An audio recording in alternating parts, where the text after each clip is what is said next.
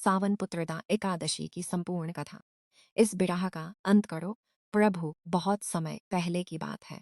द्वापर युग के आरंभ में महिष्मती नाम की एक सुंदर नगरी हुआ करती थी। उस नगरी के राजा थे महाजित। राजा महाजित बहुत ही धर्मात्मा, दयालु और अपनी प्रजा का ध्यान रखने वाले थे।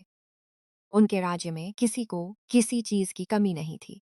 राजा अपनी प्रजा को अपनी संतान के समान प्रेम करते थे, लेकिन स्वयं राजा के जीवन में एक बहुत बड़ा दुख था, उनके कोई संतान नहीं थी।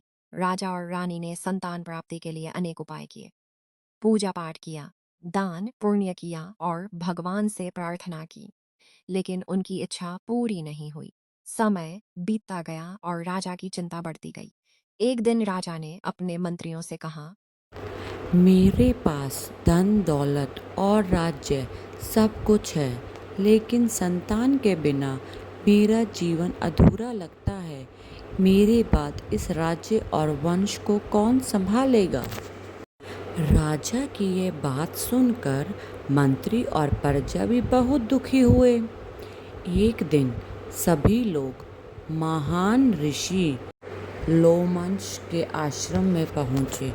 उन्होंने ऋषि को राजा की परेशानी बताई और पूछा, हे ऋषिवर, हमारे राजा बहुत धर्मात्मा हैं, फिर भी उन्हें संतान का सुख क्यों नहीं मिल रहा? कृपया इसका कोई उपाय बताओ। ऋषि लोमश ने ध्यान लगाया और राजा के पिछले जन्म की घटना को जान लिया। राजा महाजित पिछले जन्म में एक व्यापारी थे। एक दिन बहुत गर्मी के समय उन्हें अत्यंत प्यास लगी। वह एक जलाशय के पास पहुँचे। वहाँ एक गाय और उनका बछड़ा भी पानी पीने आए थे। राजा ने उन्हें वहाँ से हटाकर पहले स्वयं पानी पिया। उस कर्म के कारण उन्हें इस जन्म में संतान सुख से वंचित होना पड़ा। राजा की प्रजा यह सुनकर दुखी हो गई और बोली, हे ऋषिवर, अब राजा इस दोष से कैसे मुक्त हो सकते हैं? ऋषि लोमश ने कहा, सावन मास के शुक्ल पक्ष में आने वाली पुत्रदा एकादशी का व्रत अत्यंत श्रद्धा से करो। भगवान श्री हरि विष्णु की पूजा करो और रात्रि में जागरण करके एकादशी का पुण्य राजा को समर्पित करो। इससे राजा के पूर्ण कर्म का दोष दूर होगा और उन्हें संतान की प्राप्ति होगी।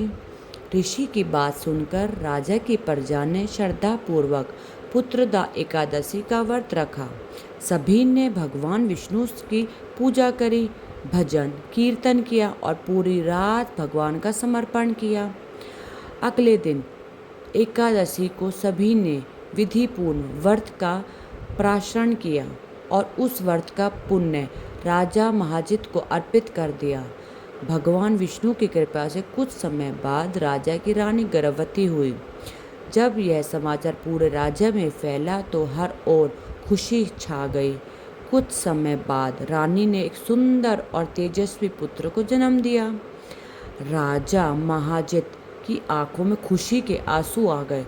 उन्होंने हाथ जोड़कर भगवान विष्णु को धन्यवाद दिया और कहा, हे प्रभु, आपने मेरी प्रार्थना सुन ली। आपकी कृपा से आज मेरा जीवन पूर्ण हो गया। पूरे राज्य में उत्सव मनाया गया। राजा ने गरीबों को भोजन कराया, ब्राह्मणों को दान दिया और भगवान विष्णु का विशेष पूजा की।